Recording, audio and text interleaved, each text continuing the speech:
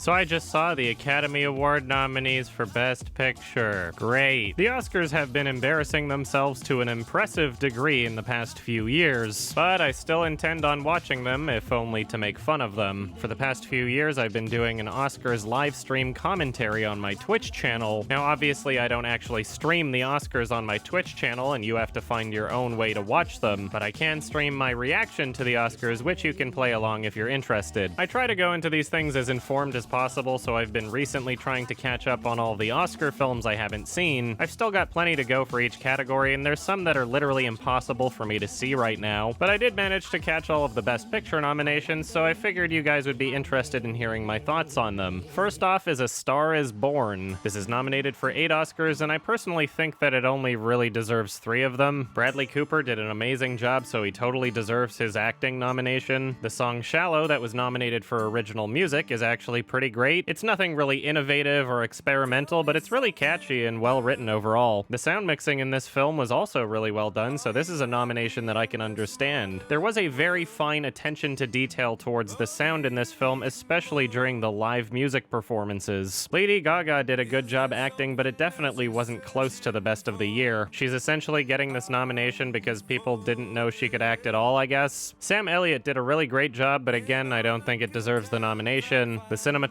was nothing outstanding. The screenplay is also fairly bland. This is definitely a well-made and watchable movie, but it also kind of just screams Oscar bait. It's fairly predictable. Much of the conflict feels forced. I mean, this is the 3rd remake of A Star is Born, so you can't expect too much, but I just found it odd because there's this theme that they're promoting throughout this entire film. They're constantly talking about how there are tons of talented people, but that doesn't mean anything if you don't really have something to say. But that's just this movie. How did they not realize that as they were writing this? The film itself doesn't have anything new or interesting to say at all, and it just seems contradictory towards the message it's trying to send. Still, out of this year's Best Picture nominees that I could call bland and formulated, this one is probably my favorite. The performances and music are great, it's competently shot and edited, and although it felt relatively bland and unspecial story-wise, there wasn't really anything offensively bad about it. So yeah, despite my criticisms, I would still recommend it. It would definitely not be my choice for Best Picture winner, but whatever, and I'm giving this one a 6 out of 10. Next up is Spike Lee's Black Klansman. It's nominated for 5 Oscars, and the only ones that really feel justified are maybe editing and original score. It was not one of the best directed films in the year. It did not have one of the best adapted screenplays in the year. Adam Driver got a Best Supporting Actor nominee for some reason. He did a great job for sure, but I can't remember anything about his performance that was particularly exceptional. I made a quickie for this one in theaters, so you can just watch that if you want to hear my extended thoughts on the film. It was definitely a good movie, but it just wasn't amazing or anything, you know? And I'm also giving this one a 6 out of 10. Next up is Black Panther, which is comically nominated for 7 Oscars. It is the first superhero movie to be nominated for Best Picture. The only nominations that I feel are justified for this movie are maybe production and costume design. The music was well done, but it was essentially just stock Marvel music plus African drums. Now, since recording my quickie, my perspective on this film has changed a little bit. I complained that this film was being put on an unnecessary pedestal for racial politics when there are so many other great lesser-known films out there directed by black people and starring black people. It upset me to see this dumb, boring, cookie-cutter superhero movie for babies being praised to no end when the mainstream public doesn't really seem to give a shit about movies like 12 Years a Slave or Moonlight. Sure, those movies received plenty of critical praise, but for the most part, nobody really talks about them. And when people start talking about Disney as though they're a progressive company, it just feels as though people are being massively duped. There were some people that commented that this movie is particularly important for the black community because it's not a movie about black people experiencing slavery or poverty, and I have to say that that actually makes sense to me. So I can totally understand why this film is important and impactful for so many people, especially in America, but still, that does not really change my perspective on the film itself. I still very much consider it to be a dumb, boring, cookie-cutter superhero Marvel movie for babies. It's formulated, predictable, and uninteresting. The special effects were bad, and perhaps people are also forgetting that I am also not American, so a movie doesn't automatically become better for me just because it includes American racial politics. I really wish that the conversations around this movie were a little more nuanced. Right now, it just seems as though anybody who likes this movie is an SJW YW and anybody who dislikes it is a racist. It's an incredibly unproductive way to be discussing film, and I just find it kind of gross. Regardless of your opinions on this film, it is kind of a fucking meme that it's nominated for Best Picture at this point, and if it actually wins, that would be genuinely hilarious. Ignoring all politics, this movie was incredibly average and unspecial, and it's that exact kind of movie that makes me absolutely bored out of my mind when watching it. I prefer to see films that are either amazing or amazingly shitty. This film was neither of those, so I'm never gonna watch it again, and I'm giving this one a 5 out of 10. Next up is Bohemian Rhapsody. This film is nominated for 5 Oscars, and the only one I think it really deserves is Best Performance for Rami Malek. He did a legitimately amazing job, and I would not be disappointed if he won, but the rest of the film is just kinda bad. This is a movie that survives purely on people's love for Queen's music, and don't get me wrong, I love their music too, but the film's not really responsible for that. What upsets me about this film is just how inaccurate it decided to be for the sake of being more cookie-cutter and formulaic. They took an interesting R-rated story of a man's life and turned it into a cartoonish PG-13 caricature. Throughout the entire film, it's abundantly clear that things did not happen in the way that they're presenting it. Now, I'm not going to list off all of the historical inaccuracies because there are several articles you can already read online with that information. But even as someone who was never fluent in the actual history, this entire movie just seems so fake. How many times are they going to write the song on the spot as they're already at the recording studio? Oh, how convenient it is that Freddie Mercury approached the band on the day that their lead singer quit. It just doesn't feel genuine at all. The way they show Freddie Mercury discovering he has AIDS is just laughable. He literally coughs into a tissue and notices a blood spatter. Pretty much the most cliched way that could possibly happen. The way that this film is shot is just irritating. There are so many scenes in this film that cut to different angles every 2 seconds. It is seriously embarrassing that this film is being nominated for Best Editing. The film isn't even incompetently shot at all, but it just gets ruined by these terrible editing choices. It's super distracting and super cheesy, holy crap. Overall, this film was relatively watchable, but without Rami's performance and Queen's music, this would be fucking nothing. I'm upset that Sacha Baron Cohen never got to do his version of the film because of creative differences between him and the producers, because the version of the film that we got just feels downright disrespectful. Check this one out if you want. Apparently people fucking love it. If you love Queen's music, then you'll probably get some enjoyment out of this film. This is personally my least favorite film out of the Best Picture nominations, and I would be fairly annoyed if this won Best Picture, and I'm giving this one a 4 out of 10. Next up is Green Book.